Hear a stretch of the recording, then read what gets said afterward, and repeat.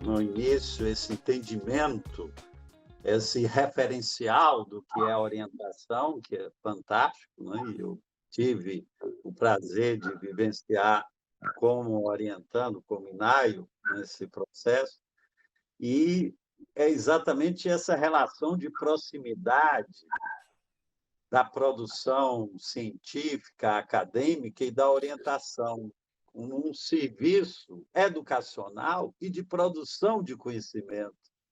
Um serviço, né, Miná? Inclusive, nós fizemos até um artigo sobre isso, essa coprodução, né? Essa proximidade entre o processo, né, de trabalho de produção científica, de produção acadêmica, como ocorre em muitas áreas do serviço, essencialmente na educação. E você viu esse potencial incrível em Jorge Machado, e é tanto que ele se tornou uma das referências na saúde do trabalhador no Brasil. É algo impressionante como você abriu essa perspectiva de ação e de mudança, né? Mas, dialeticamente, essa mudança também no produto, mas também em você. E o que que Jorge lhe provocou em termos de mudança, Minayo, nesse processo? O que você também aprendeu em relação a essa sua experiência com Jorge Machado? O Jorge, eu ficava fascinado, porque ele tinha uma reflexão, mas expressava mal essa reflexão. Eu tinha que garimpar e encontrar a riqueza que tinha a reflexão dele. Nós brincamos com que era o vigilante permanente, não, Jorge? Então, e ele tinha uma concepção já de vigilância fantástica, fantástica. Tanto que Rufino, mas quando terminou, foi lá na banca e acabou, falou, bom, Jorge, mas o que você fez, meu filho? Você aí tem já o doutorado, deixa de acreditar, não? Tem uma riqueza, tem um... Sem dúvida. Eu gostava, às vezes, a entender o que, dadas a interpretação que ele dava ao que estava vivendo, não? Por falta de parar e ter outros parâmetros juntos, não? Entende? Mas foi, Jorge, para mim, foi um orientador meu. Que bonito, viu, essa relação. Não, porque eu tenho, filho, pessoas muito queridas, que você fica companheiro, fica amigo, fica muito bonito, muito bonito. E sobretudo quando você pega muita gente por aí de nariz para cima, não? Que não orienta propriamente, não? Submete a seu ponto de vista o aluno, se fosse uma coisa. Não? Eu queria que você comentasse um pouco, assim, a gente não estuda em lugar nenhum esse papel de virar um orientador, né? Ele até comentou que aprendeu contigo, né? Como é que foi para você esse processo, né? Essa aprendizagem? Até que ponto a tua vivência com a educação popular foi algo importante nessa forma que você desenvolveu de fazer o trabalho e que outros elementos te serviram aí de apoio na construção dessa forma de orientar. Eh, Quando entrei na pós-graduação, começou pela Fundação Getúlio Vargas, um pouco na PUC, pouco, e depois já na Fiocruz, não? Correspondia ao que já tinha feito a vida toda, não? A toda a minha história de ajudar, fazer pensar, refletir, o que me empolgava, não? que eu vinha da educação. Era, enfim, alunos, tal, reflexões sobre o ensino, sobre aquilo, enquanto que passei a lidar com vidas, entende? Com lidar com trabalhadores, com seres humanos, não? Então, para mim era prazer. Eu nunca me cansei de estar no SESC, de estar sentado na minha sala e recebendo todo mundo, isso. Era prazer, não era outra coisa, não entendo.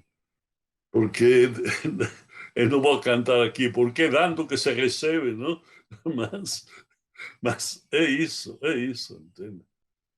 E, e eu lamentava muito ver como alguns alunos com grandes potenciais não estavam sendo explorados, né?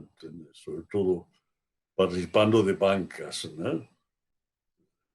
Eu tive, enfim, desencontros, diversos desencontros, né? Por essa minha maneira de agir, não? De seguir, e de começar a questionar, enfim, essas idas para o exterior, com o que é que você volta, como aproveita quando faz um outro sanduíche, não? E o que traz, não? E muitas vezes isso é falta de reflexão aqui e pensa que está descobrindo o mundo, não? Nossa, eu tive um choque, uma professora famosa da Bahia, não? Quando chega e me diz, não, Minayo, estamos agora descobrindo o trabalho com os marginais, com os desempregados e tal, porque na Universidade de Carolina do Sul, que eu tenho relações e tal. Digo, minha amiga, mas vocês estão fazendo isso aqui, vocês não leem o que se produz aqui no Sul, pensa que Bahia é o umbigo do mundo, não? E aí imagine como foi a reação. Não? Uma coisa também muito curiosa, não? É que eu sou um pouco metido, não? Porque oriento qualquer coisa, não? Qualquer tema, digo. Acabei que o pessoal da área de psicologia e demais me pedia para orientar, não? E aí acabei entrando, não é, Luís? Acabei entrando nessa área, não? Sobretudo com uma grande figura, não? Que o Luís Brandt, não? Psicanalista e que depois se convertiu à saúde pública, não? E demais, não? Entendo. Mas realmente para mim isso me chocou. Digo, puxa, quando comecei a ver, quando veio a lista dos meus orientados, tem muitos da área psi, não? E aí entra a questão, não? Que área psi é essa, não? Vou comentar outra coisa contra mim. Eu faz tempo que resistem alguns colegas a me convidar para fazer parte de uma banca de doutorado. E por mais que procuro me conter e tal, mas quando coloco as questões e demais. Não? Você comentou essa aproximação com a área psi, citou o Brandt. Como é que foi essa aproximação? Como é que se deu esse encontro aí seu com, com pessoas desse campo e o início? Com o Brandt, que acho que foi uma contribuição importante, não? Ele fez uma dissertação na sede de Minas Gerais, em que teve orientador e co-orientador de pessoas super conhecidas da nossa área, não? E era sobre o pessoal dos Correios, não? Sobre dos Correios que, sobretudo gestores, que gostavam a manifestar sofrimento, não? o sofrimento era uma palavra escondida, não? Porque sofrimento indicava fragilidade, certa fragilidade do indivíduo que não tinha estrutura e demais, não? Compreende? E eles tinham que mostrar de segurança como diretor, tem que estar firme, essas coisas. Bom, então houve todo um questionamento, não? E nem lembro como foi o questionamento que fiz na banca de mestrado. O fato foi que o Luís Brandt foi para o Rio e me falou que queria fazer o doutorado comigo. Eu, como, mas eu não sou tatuar e tal. Não, que isso? E aí aceitei, até dei o título da sua tese, não?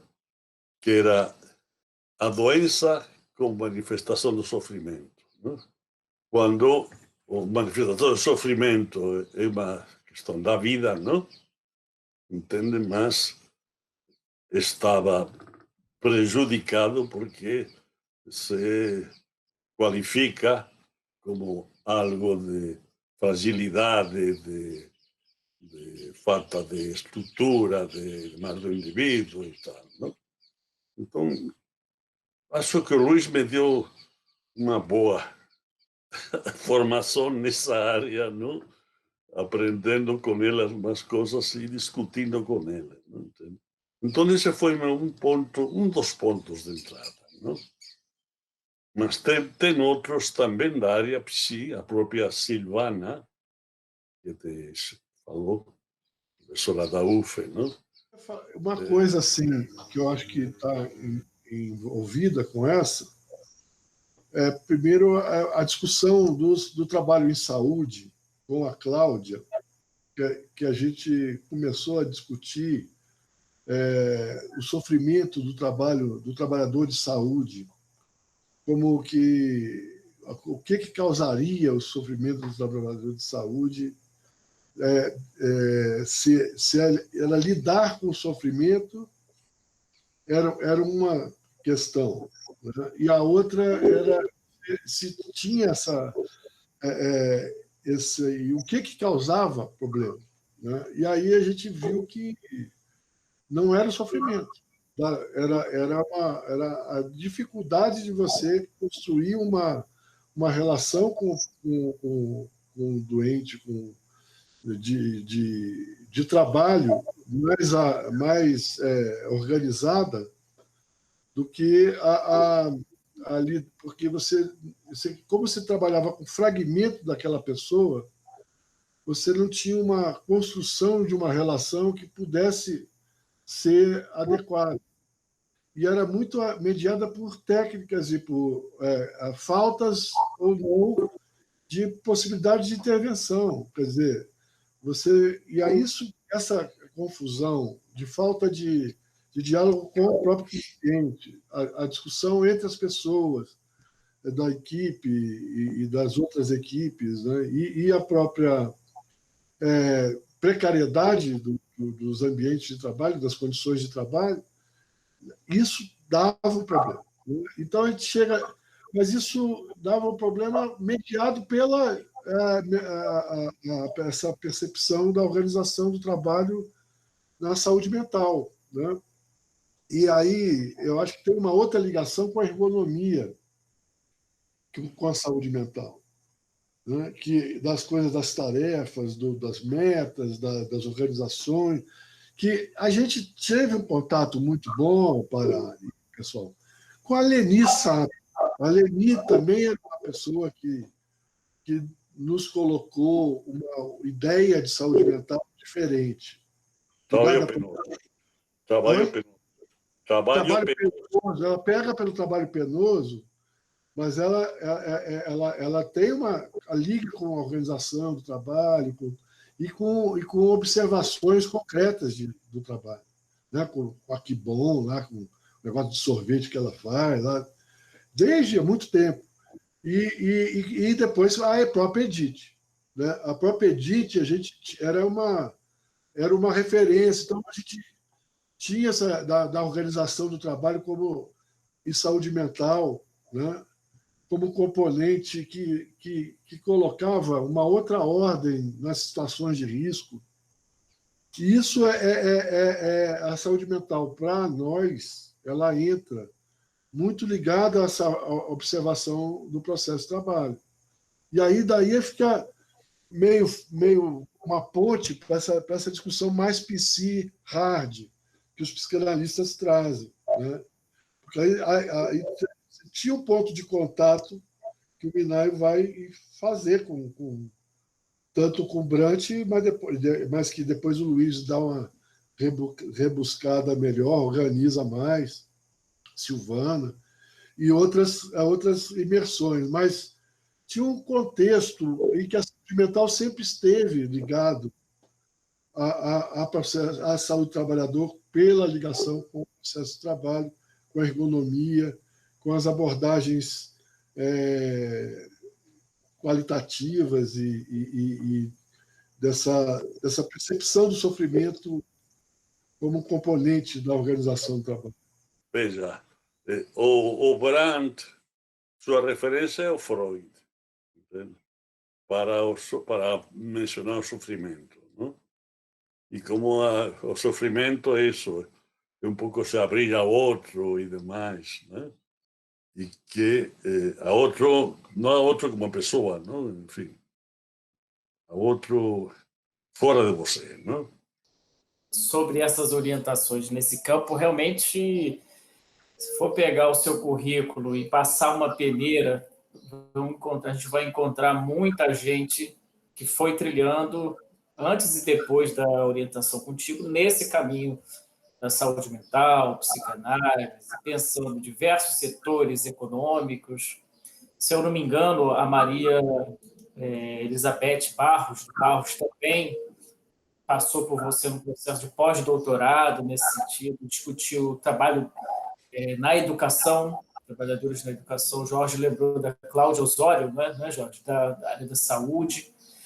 A gente, né, tentou trabalhar com a conexão, mais propriamente com a vigilância, mas quando o Jorge lembra que esse componente de saúde mental estava presente, é verdade, eu como leitor assim, dos seus textos, ainda antes de entrar no doutorado, já se refletia vários elementos dessa ordem quando pensava no processo de trabalho. Mas uma coisa que eu acho que foi central em todo esse processo, que eu fui um herdeiro, digamos assim, no fim da orientação nessa linhagem de pensamento da saúde mental e tal, é que eu vim informado com um ranço dessa área que é muito voltado para conceito, né? Para ideias. São debates entre autores e distantes daquilo que a expressão que o Jorge usou, o pé no barro. É a biblioteca só, na verdade, colocar autores para conversar, etc. Eu não quero ser simplista aqui, transformar realmente uma área importante nisso, mas a gente sabe que é muito palavratório, fazendo uma crítica também, muita discussão teórica e etc. E a sua contribuição volta lá naquele método e no ponto central que vocês mencionaram ao discutir a orientação do Jorge, lá no princípio do SEST, etc., que seria pensar a partir do concreto, da experiência. E isso me marcou muito na orientação com você durante o doutorado. Eu lembro, por várias vezes, você dizia, Luiz Henrique, tem que partir do concreto, qual é a experiência. Então, saia do mundo só dos conceitos, só ideias, chega de papo. Clínica. Exato. E tem até uma anedota sobre a coisa da... Contaminado pela clínica. Total. O Minay me lembra agora, quando ele usa a palavra clínica, que ficou muito famosa a abordagem das clínicas do trabalho, e o autor francês, o Yves Schwartz, por exemplo. E aí eu começava a trazer esses autores para o Minay, e ele falava, Luiz Henrique, o Paulo Freire, com as experiências de educação popular e tal, já fazia coisas similares. E até o dia eu fui ler um texto do autor em que ele realmente reconhece, olha, uma das linhas que me influenciou na construção do meu pensamento, da minha teoria filosófica, foi o Paulo Freire. Aí mostrei para o Minai, eles estão falando para você. Então, essa inteligência sua, Minai, é muito interessante a gente ressaltar. A capacidade de perpassar muitos temas, ter muita vivência e capacidade de orientar, né, distintas temáticas com influências diferentes de autores e teorias, e ainda assim trazer luz e contribuições importantíssimas, né? Mas eu destacaria isso, para finalizar essa fala, quando você respondeu a Simone, Minai, você diz assim, colocar teorias nos fatos. Então, naquele momento, você me alertava, olha, vocês estão muito imbuídos de teoria e agora está faltando o fato, está faltando transformação, está faltando intervenção de virada. Tanto que eu me lembro que você escreveu um prefácio de um livro, acho que foi organizado pela Marilene e pela Silvana, um livro que foi publicado, acho que pela editora da UF, e que te encomendaram, era um livro psi. E você escreveu uma orientação, uma apresentação ou um prefácio.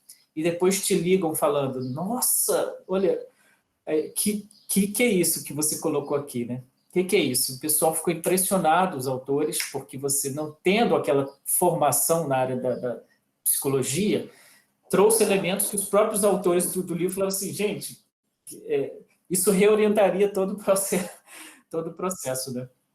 Eu me lembro que um colega me pediu, na época eu era professor de psicologia da UF, me pediu para escrever um artigo sobre o panorama da psicologia na área do trabalho, não sei o quê, e eu tive que comprar esse livro para ler esse bendito prefácio que você tinha feito, realmente muito bom. É só um exemplo da sua capacidade de transitar e orientar por esses mundos tão diferentes. Eu queria falar dessa relação do Minayo e o Luiz, porque do que eu acompanhei, numa parte foram as oficinas para discutir a vigilância em saúde mental, né? Então, assim, para mim, eu queria que vocês comentassem isso, porque tinha tudo a ver, né? O Minayo, ele organizou uma oficina, identificou especialistas, pessoas que com um grande envolvimento nessa área para discutir vigilância, e era o tema, né, da tese do Luiz, que participou ali, né, fez uma dobradinha com o Minayo naquela ocasião, e depois escreveu a sua tese um tempo depois, e eu imagino que essa relação um pouco também tem a ver com o método que o Jorge fala lá atrás, né, um método de apoio ao aluno e orientação e etc. Então, queria que vocês falassem um pouco disso com esse tempo aí que foram as oficinas, esse marco. Tem uma origem que a gente comentou por alto, Simone, em outros encontros aqui, e Minayo relembra hoje, assim que eu entrei na sala virtual aqui. Ele dizia, assim, olha, Luiz veio com ideias muito amplas e eu tive que colocar um pouco no chão. Olha, vamos botar o pezinho no chão e etc. Então, eu vinha do mestrado, com uma discussão que o Fadel propôs, e acho que na tese dele ele já mencionava isso, a importância de se pensar uma vigilância não apenas de produtos, mas de toda uma cadeia de produção. Foi assim que a gente trabalhou no mestrado, com a orientação do Fadel, fizemos uma recapitulação de teorias que abordam isso, e etc. E depois eu entro no doutorado e venho com uma perspectiva de aplicar aquilo que eu tinha feito em termos de revisão de literatura e proposição de estratégia política no mestrado, aplicar numa empiria, numa cadeia produtiva que era da cana-de-açúcar. E eu ficava atrás do Minayo, então, dizendo, vamos fazer a tese na vigilância da cadeia produtiva da cana e tudo, e ele, aberto, me olhava e falava, olha, então, vamos pensar um diálogo com o Rodolfo, que também tem experiência com cana-de-açúcar e tal. Mas, com o passar de um tempo, ele foi, Luiz, eu estou querendo te desvirtuar.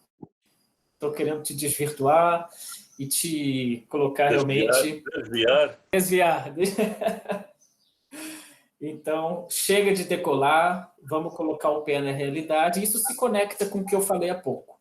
Então, vamos ver o concreto, vamos partir das experiências. Luiz, que experiências existem e que estão realmente colocando agora uma demanda? Quais são as demandas que vêm do real? O que a classe trabalhadora, de fato, está enfrentando nesse cotidiano, no capitalismo atual, no mundo de hoje?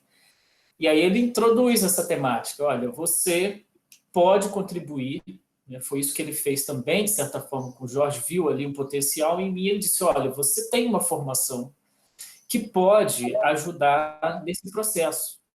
Então, começou a me apresentar essa demanda, tem a questão da saúde mental, tivemos várias experimentações, o Ministério tentou fazer alguns levantamentos, mas não foi assim tão completada essa obra, então a gente tem que avançar nisso. E a partir desses diálogos, então, surgiram as ideias de fazer as oficinas, na minha perspectiva e na dele, de orientação, conectadas com a tese. Claro que a oficina era muito maior, não era um instrumento para produzir um trabalho acadêmico, não se tratava disso, pelo contrário, se tratava de mobilizar todo um pessoal de peso, né, e de experiência prática na área de saúde mental e trabalho, de maneira a pensar estratégias de fazer avançar uma vigilância que incorporasse essas demandas, né? Por isso que o título da tese, inclusive, foi ele que deu da minha tese, porque ele conseguiu traduzir um pouco essa expectativa das oficinas, colocando, olha, não, me confundi, o título do artigo que foi fruto da tese.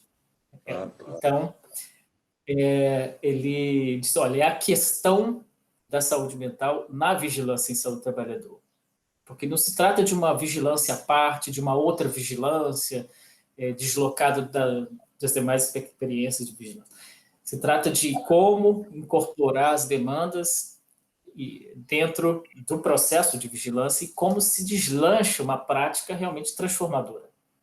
Então, foi nesse processo que mistura, sim, que os dois polos, a orientação dessa tese minha e as oficinas, etc. E era maravilhoso, assim, da minha perspectiva. Uma pena que eu não tenha gravado todas as nossas discussões, porque tem materiais riquíssimos de reflexões que a gente se provocava, e é isso que eu falei, a inteligência dele é você coloca uma tese, uma frase, uma concepção, e ele elocubra em cima daquilo ali, te faz ver janelas que você não estava enxergando antes. Então, ele abre possibilidades de análise e compreensão que foram formidáveis. Se a gente tivesse gravado todas as entrevistas, todas as orientações, teria muito material para contribuir, muito além do que eu fui capaz de colocar na tese.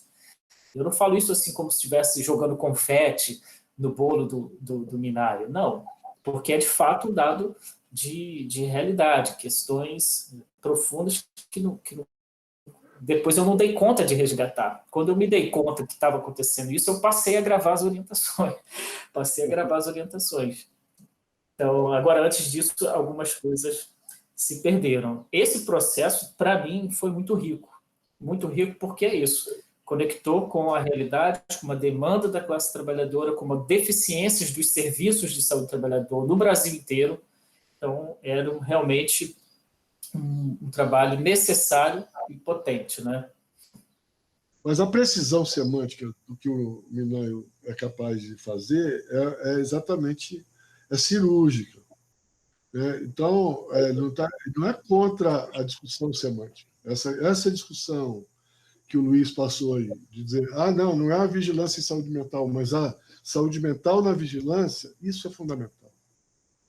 Isso essa noção que faz toda a diferença. Faz toda a diferença. Não é porque, inclusive, para a gente discutir com a vigilância em geral, se a gente começa a colocar, não, agora tem a vigilância saúde mental, agora tem a vigilância do zoonose, agora tem a vigilância do índio, agora tem a vigilância do negro, aí fica, não dá, entendeu?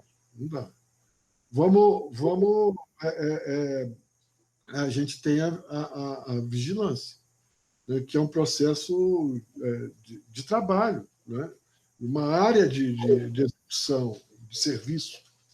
Então, e a saúde mental, ela não é uma área de serviço, é uma área da saúde, né? Ela tem um recorte como questão sanitária maior do que o serviço. Então, é uma junção.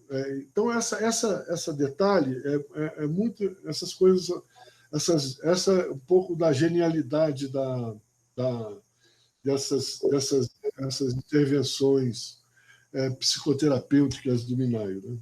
Como método também, né? Porque isso também é muito.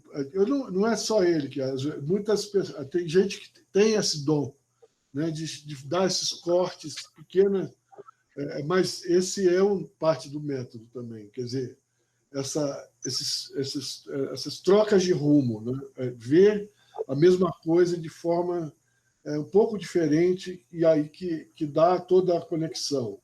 E aí você consegue deslanchar. Saúde mental já é um problema, não? O que achava que tem muitas destas pessoas da saúde mental, não? Que estão na área piscina, têm dificuldade para articular com o concreto, não?